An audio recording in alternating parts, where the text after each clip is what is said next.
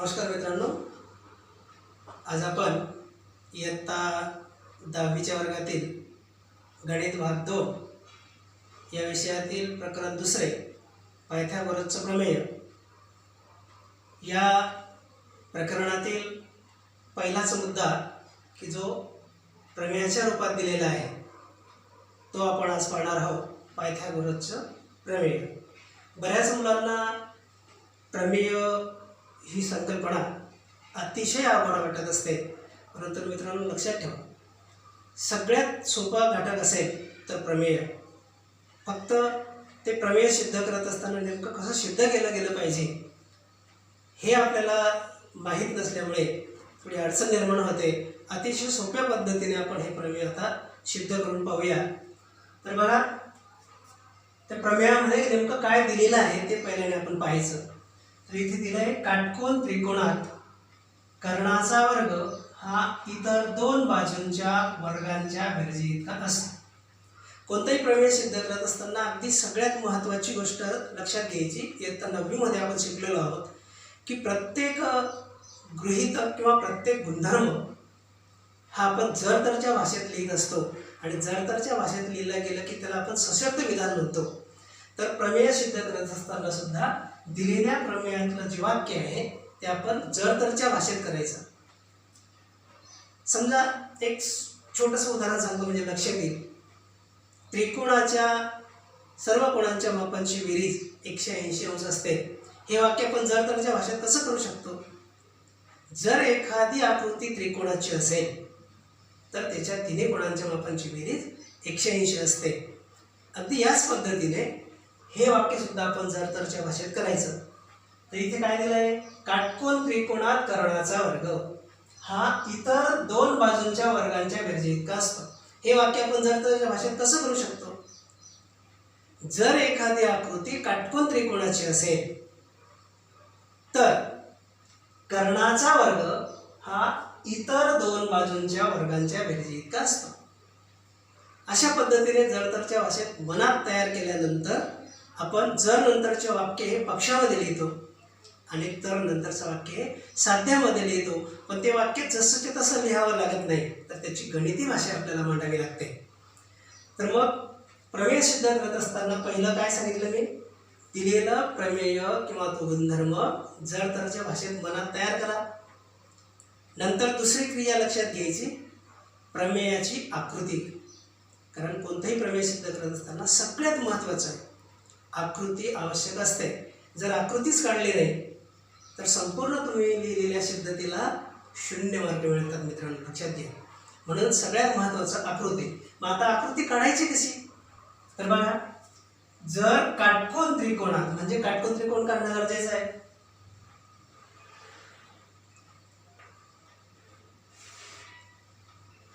काढला काटकोन त्रिकोण. समजा त्याला नावं दिली शिरोबिंदूंना A, B, C. पुढे काय म्हटलंय, काटकोन त्रिकोणात कर्णाचा वर्ग हा इतर दोन बाजूंच्या वर्गांच्या बेरजी इतका असतो. मग जर एखादी आकृती काटकोन त्रिकोणाची असेल तर नंतरचं वाक्य सगळं साध्यामध्ये जाणार. मग आता ही आकृती आपली दिलेल्या माहितीनुसार पूर्ण झालेली आहे. आपण पहिली पायरी लिहिणार पक्ष. आता पक्ष काय लिहिणार, जर एखादी आकृती काटकोन त्रिकोणाची असेल. हे वाक्य पक्षामध्ये आहे. मग इथे आपण कोणती आकृती काटकोन त्रिकोणाची काढली आहे, तर त्रिकोण ABC हा काटकोन त्रिकोण आहे.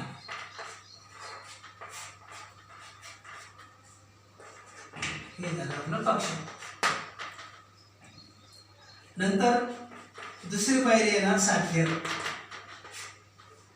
इथे मित्रांनो हा काटकोन त्रिकोण असल्यामुळे आता हा B कोण आपण काटकोन दाखवलेला आहे. मग साध्यामध्ये तर कर्णाचा वर्ग. आता कर्ण कोणता, तर आपल्याला माहिती आहे काटकोन त्रिकोणामध्ये काटकोणासमोरच्या बाजूला कर्ण म्हणत असतो आपण, म्हणजे AC वर्ग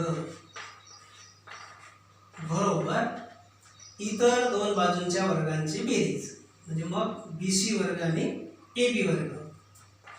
AB वर्ग अधिक BC वर्ग हे आपल्याला साध्य करायचं आहे. नंतर पुढची पायरी येते मित्रांनो, दिलेली जी आकृती आहे ही आकृती सिद्धतेसाठी पुरेशी दिसत नाही, म्हणून आपण इथे थोडी रचना करणार आहोत. मग तिसरी पायरी येणार रचना.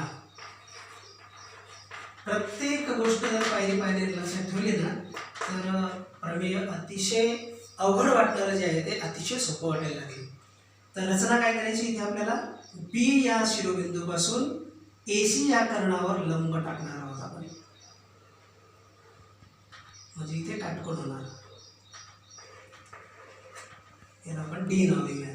मग काय केलं आपण रचनेमध्ये, रेख BD हा लंब टाकला. हे लंबाचं चिन्ह आहे. कशावर टाकला तर कर्णावर, म्हणजे AC कर्ण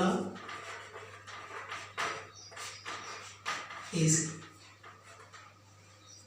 आणि नंतर मग आता पुढची पायरी येते सिद्धता.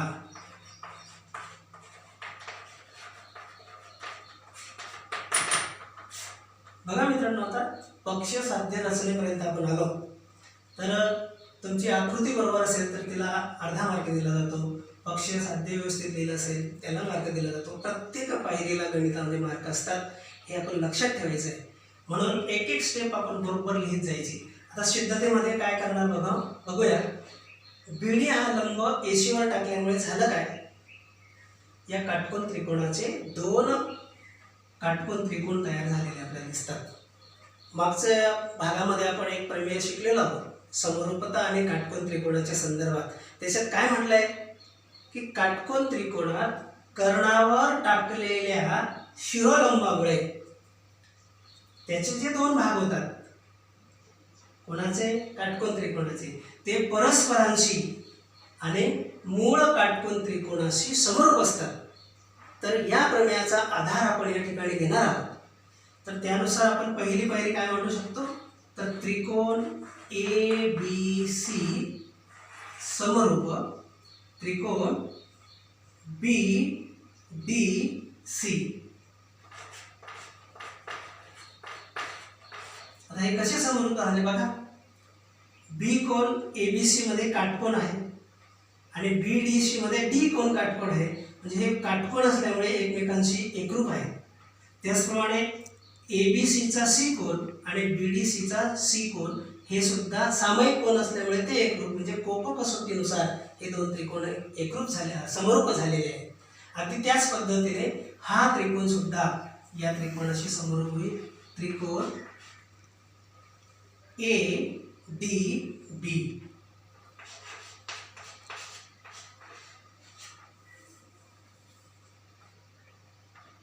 B आणि D, A आणि A आलं बरोबर.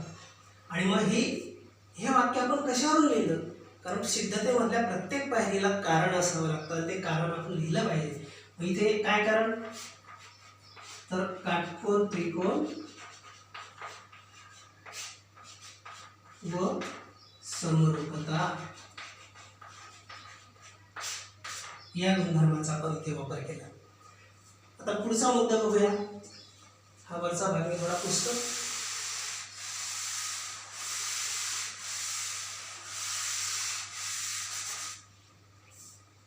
आता ही एक जोडी आपण उचलूया.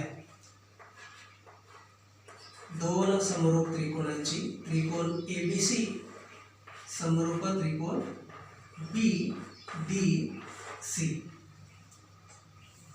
समरूप त्रिकोणाच्या संदर्भात आपण शिकलेलो आहोत की दोन त्रिकोण जर समरूप असतील तर त्यांच्या संगत बाजू कशा असतात, बरोबर, तर प्रमाणात असतात. मग त्यानुसार आपण यांची मांडणी करूया. ABC त्रिकोणाच्या AB बाजूशी BDC त्रिकोणाची BD बाजू प्रमाणात असेल, त्याचप्रमाणे BC छेद DC बरोबर AC छेद BC. काय कारण याचं, तर समरूप त्रिकोणांच्या संगत बाजू.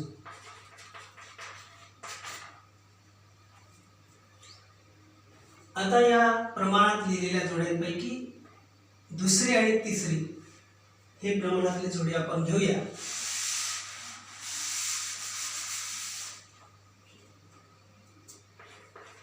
BC भागिले DC बरोबर AC भागिले BC. दोन गुणोत्तरे जेव्हा सारखी असतात तेव्हा त्यांचा तिरकस गुणाकार सारखा असतो हे आपण गुणोत्तर प्रमाणामध्ये शिकलेलो आहोत. त्या नियमाचा आधार घेऊन BC वर्ग बरोबर AC गुणिले DC असं हे समीकरण आपल्याला मिळालं. याला आपण समीकरण नंबर 1 म्हणूया. आणि त्याचप्रमाणे आता दुसरी जोडी घेणार आहोत आपण. त्रिकोण ABC समरूप त्रिकोण. इथे काय घेतलं होतं आपण BDC म्हणजे हा त्रिकोण घेतला होता. आता या मूळ काटकोन त्रिकोणाशी हा त्रिकोण घेऊ आपण ADB.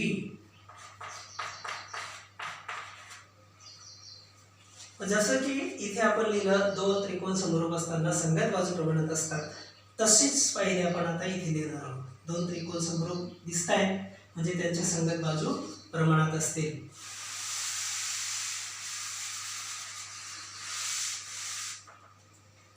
AB भागिले AD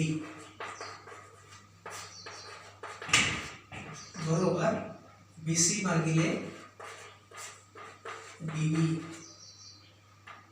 बरोबर AC भागिले AB.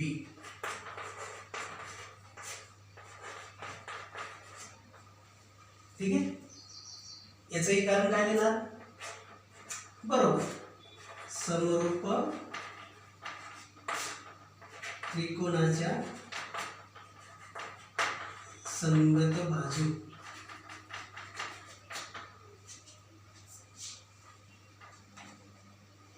आता मात्र इथे पहिली आणि तिसरी जोडी आपण घेऊया.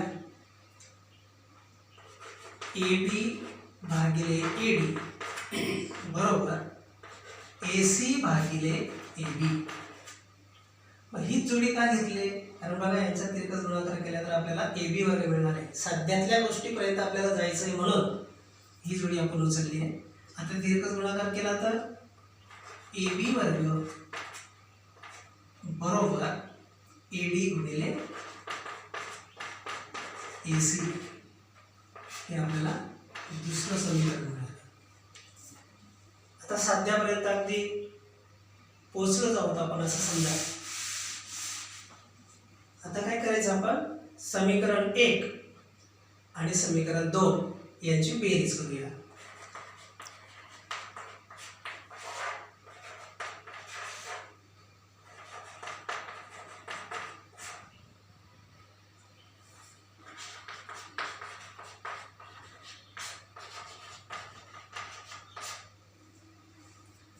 एक आणि 2 ची बेरीज जर केली तर समीकरण 1 ची डावी बाजू आहे BC वर्ग आणि समीकरण 2 ची डावी बाजू आहे AB वर्ग बरोबर. आता 1 ची डावी उजवी बाजू आहे AC गुणिले DC अधिक समीकरण 2 ची उजवी बाजू आहे AD गुणिले AC.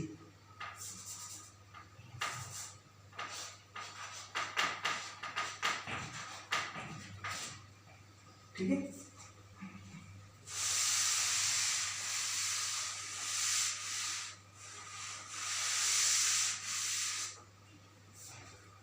बघा आता BC वर्ग अधिक AB वर्ग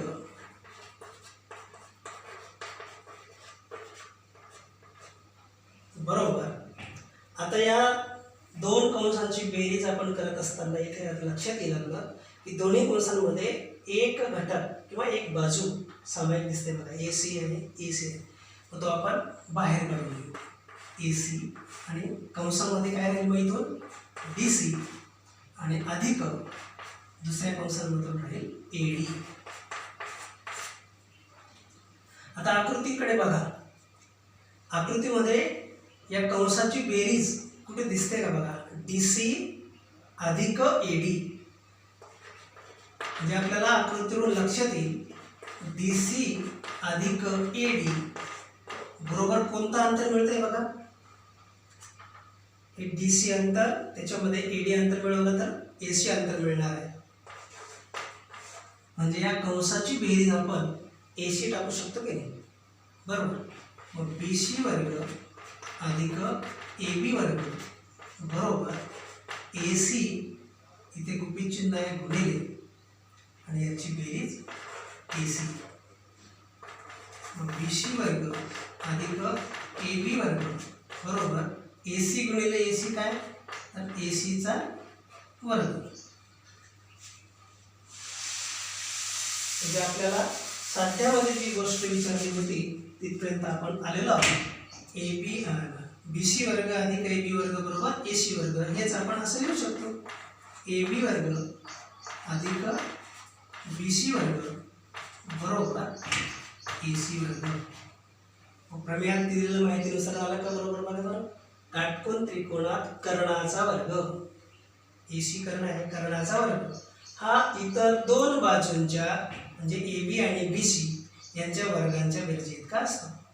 आलं, म्हणजे साध्यपर्यंत आपण पोहोचलो. या ठिकाणी आपली सिद्धता ही संपलेली आहे. तर अशा पद्धतीने कोणतंही प्रमेय सिद्ध करत असताना न घाबरता अगदी बिनधास्तपणे पायऱ्या पायऱ्यांनी आपण गेलो तर सिद्धतेपर्यंत आपण साध्यापर्यंत आपण सहजपणे पोहोचू शकतो.